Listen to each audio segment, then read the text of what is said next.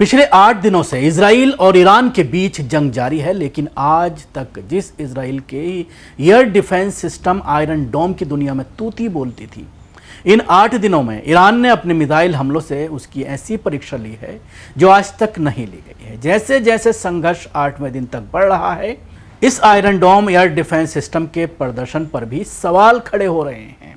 सवाल ये भी उठ रहा है कि क्या ये लंबी जंग की स्थिति का सामना कर सकता है।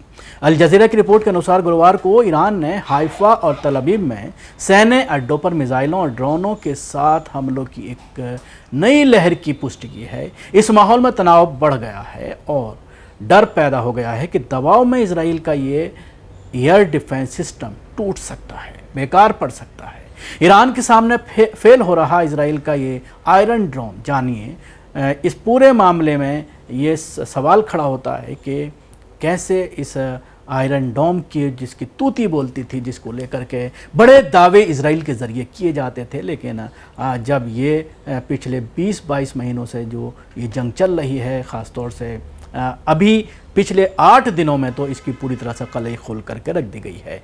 ईरान इजराइल के बीच तनाव चरम पर है और ये डर पैदा हो गया है कि दबाव में इजराइल का एयर डिफेंस सिस्टम आयरन डोम टूट सकता है, बेकार पड़ सकता है। इजराइल और ईरान के बीच पिछले 8 दिनों से युद्ध जारी है। ईरान ने इजराइल के आयरन डोम पर गंभीर दबाव डाला है।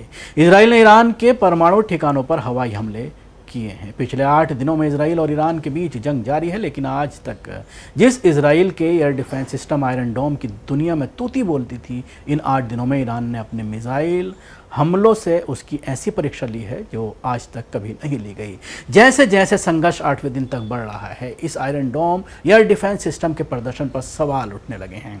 सवाल ये भी उठ रहा है कि क्या ये लंबी जंग की स्थिति का सामना कर सकता है। अल जज़ीरा की रिपोर्ट के अनुसार गुरुवार को ईरान ने हाइफा और तल अवीव में सैन्य अड्डों पर मिसाइलों और ड्रोनों के साथ हमले की एक नई लहर की पुष्टि की है। इस दबाव में इजराइल का ये एयर डिफेंस सिस्टम टूट सकता है और बेकार पड़ सकता है। 19 जून को कथित तौर पर दक्षिण इजराइल में सोरोका हॉस्पिटल सहित 4 स्थानों पर हुए जवाबी हमले शुरू कर दिए।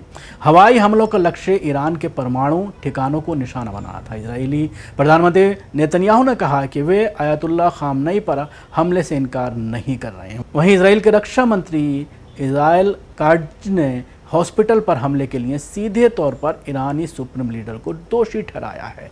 सोशल मीडिया पर वायरल हो रहे फुटेज में कुछ मिसाइलों को इजरायली एयर डिफेंस सिस्टम में सेंध लगाते हुए देखा गया है। इससे अटकलें तेज हो गई हैं कि क्या आयरन डोम लड़खड़ाने लगा है, क्या ये बेकार पड़ने लगा है। तो ये एक बड़ा सवाल, इजराइल जिससे लाखों करोड़ों मिलियन डॉलर्स जो है वो कमाया करता था दुनिया को ये सिस्टम बेच करके, अब इस सिस्टम को कोई भी ख़रीदेगा नहीं। ये एक बहुत बड़ा लॉस इजराइल के लिए हुआ है।